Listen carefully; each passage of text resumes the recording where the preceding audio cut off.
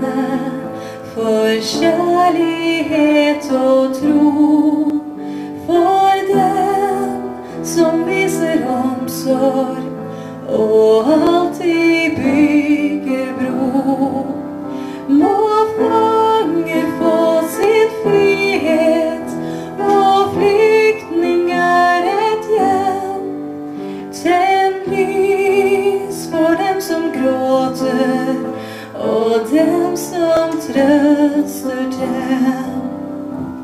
Tenn lys, frelst skal flamme for alle som må slåss. For rettferd og for frihet, de trenger hjelp fra oss. Må ingen miste motet, for alle folk rett. Tenn lys for den som kjemper for frihet og for rett. Tenn lys, nå stråler alle, de fyrer lys for ham, som elsker alt som lever, hver løve og hvert lam.